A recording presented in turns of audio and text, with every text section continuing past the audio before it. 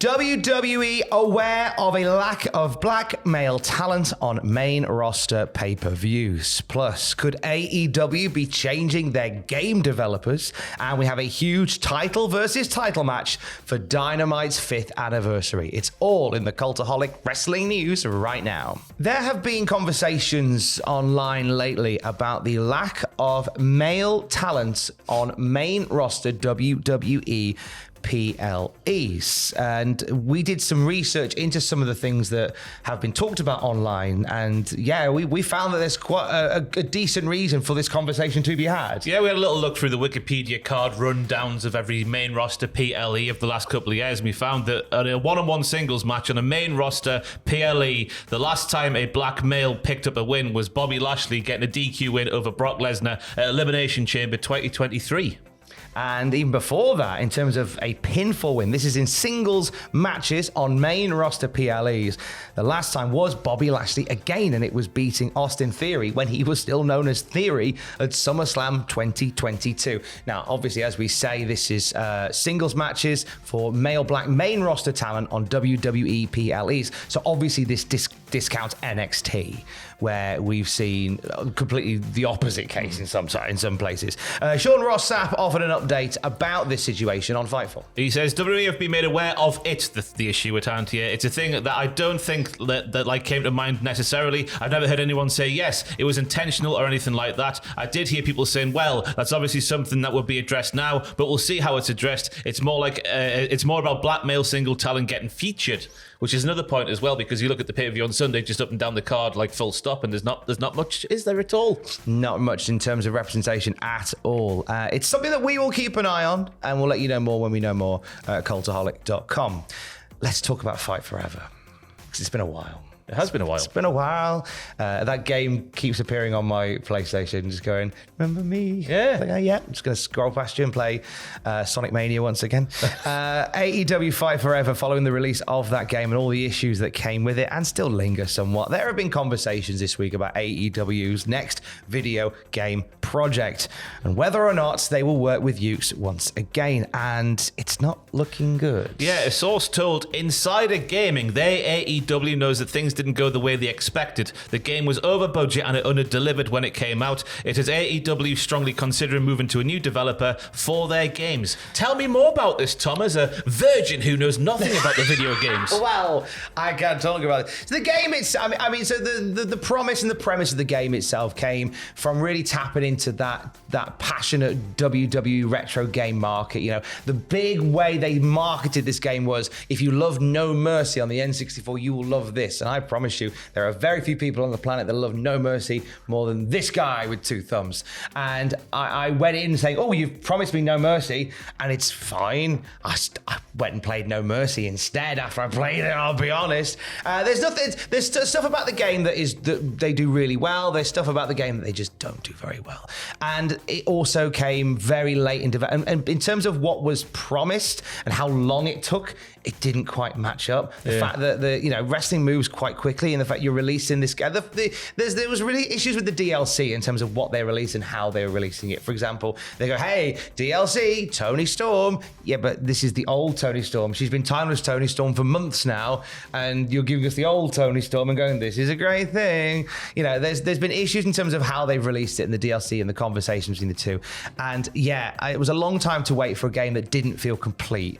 But Insider Gaming report go on to say in their report, there are feelers out for some of the larger developers in this space, including some obvious ones, to see what the interest in wrestling games are. They are doing their due diligence before any decision is made.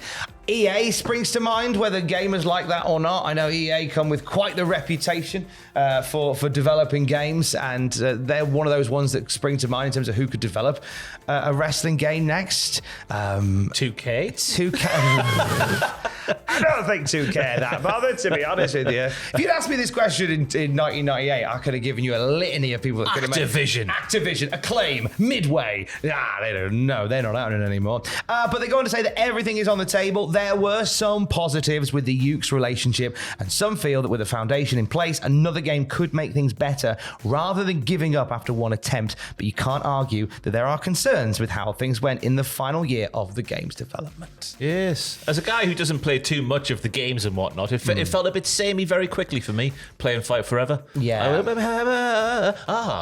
That's it. That's how it went. 10 minutes later, I've done this a few times now. It just feels the same. It got very repetitive very quickly. I think the advantage that the 2K games always have is that you have got that sort of arcadey mode where you can just pick up and play with mates, but then you can go really into the weeds on booking shows. You can do whole expansive story modes that sometimes are a bit naff and a bit cringe, but they are story modes regardless. There's like GM modes and stuff in there, and the customization is second to none, and AEW missed out on all of these elements, to be honest with you, and it, as you say, got very samey very quick.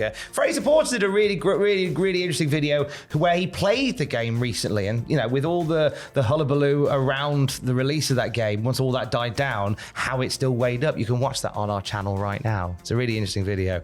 Royal Rumble flavored news. Let's jump over to WWE, and it looks like we got some plans in place for the Rumble. Yes, 2025 is the next Royal Rumble, Tom. 2025 tends to be how it works. The next year's show will emanate from the Lucas Oil Stadium on February the 1st, the home of the Indianapolis Colts football, and it will also be the home. This will also be the home of a future WrestleMania, and next year's first ever 2-day SummerSlam. We can also expect Raw, SmackDown, and a potential NXT special. Sure, it won't be stand deliver, will it? What is January's? I can't remember. Well, I don't think they necessarily mean that it'll be during Rumble season. I mean, chances are it's a good chance it will be, because they will want to have Raw, SmackDown in and around Indiana during that show. So maybe so. But maybe the NXT special could be at another point. Who knows? Yeah, but they're going to air somewhere in Indiana as the partnership between WWE and the Indiana Sports Corp continues. It's also been revealed that the Royal Rumble, like Bad Blood, is going to have a special start time of 6 p.m. ET, which is earlier than previous events, and ticket pre-sale begins on November the 13th. Away from that, they released a few trails and a poster for Royal Rumble 2025, which front and center features our boy Roman Reigns, which suggests without any doubt that Reigns will be involved in that Rumble. In the Rumble show, whether or not it's in a title match or in the Rumble itself, or maybe both. He has done both in the past. Yeah. You just think what that means for Cody Rhodes, first and foremost, don't you? He'd be looking to win it for a third time. Yeah. Might come down to Cody and Roman. Or will he be in it if he's still got the title? Oh, yeah, of course, he's champion, isn't he? I forgot that part, yeah. Well, that's it. Or will Roman have the title from him? Will the pair have a title match? Anything could happen, Tom, in the World Wrestling Federation. What does that mean for WrestleMania? We'll talk about it another time. I want to talk about Collision from this weekend, though, because they did some right jiggery-pokery with Collision involving Ian Riccaboni. We had Jack Perry and Minoru Suzuki for Collision, but they taped it before Grand Slam. The rest of Collision they taped afterwards. They taped that match before for some reason. I presume Minoru Suzuki had an early night and wanted to go home and draw the curtains. But in doing so, Ian Riccaboni wasn't available to do that match. So instead of just doing like a two-man booth and then just not really acknowledging it and just carrying on, they had Tony Schiavone and Daddy Magic do comms, but leave pauses so that Riccaboni could pipe in post-production. Yeah, the Bone Zone. Everyone loves the Ian Riccaboni Zone.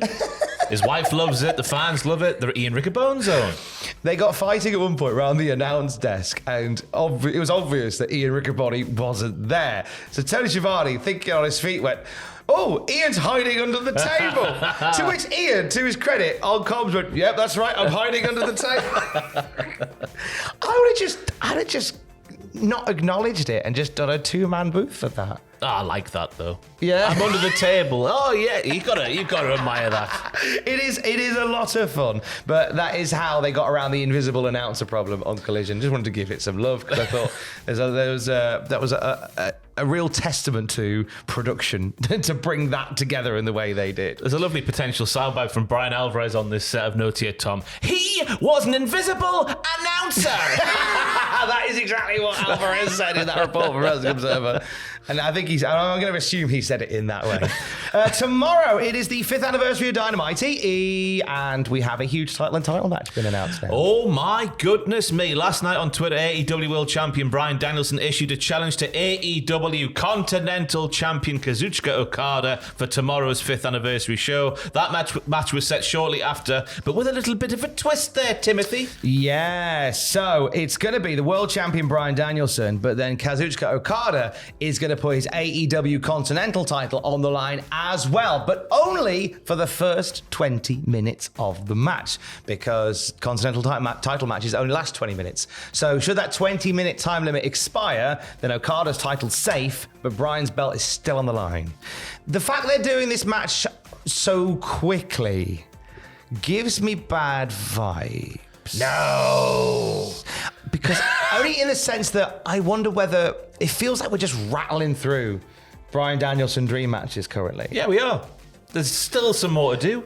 Okada's one of them. Let's get it done. Yeah, but if he was going to be here for a long time as opposed to a good time, you'd pace these more, surely. No. No? Get them out there. Birdie B's waiting at home. Where's me tea, Dad? Where's me tea? Brian's like, I'm out wrestling there, daughter. You wait for your vegetables and couscous. We're just getting breaking news. We've just resurrected Adoki. He's gonna fight Bryan Danielson in 20 minutes. So get yourself to Durham Town Hall because they're gonna fight there because it's the nearest venue. Quick, let's go. It says to me that Bryan Danielson's title reign isn't gonna be the longest one. Nah, well, I think it's gonna reach sort of around about the end of the year, I think. I think he'll survive Jon Moxley. There'll be a few more matches to get through before the end of the year. I mean, don't get me wrong, they'll all be bangers all the way to the very end. So I'm up for Kazuchika Okada versus Bryan Danielson tomorrow. That's going to be a lovely time had by all. Anything you want to plug? Twitch today. No, not Twitch. YouTube. The Hold and Give YouTube channel's coming back to life just for some FIFA streams because the new FIFA game's out. Sorry, EAFC 25. It's been released over the weekend there. So we're going to start a career mode on the Hold and Give YouTube channel at 4 p.m. BST today. Way! And how can people find it? YouTube.com/HoldandGive? I think so, yeah. It's been a while. Just been a while. The picture's like, there's the profile picture. It's just it's a football with a... That's it. Hold and Give to see Ross playing EAFC a little later on today. And for the latest wrestling news anytime, you can check out Cultaholic.com. Stay safe. Love you. Bye.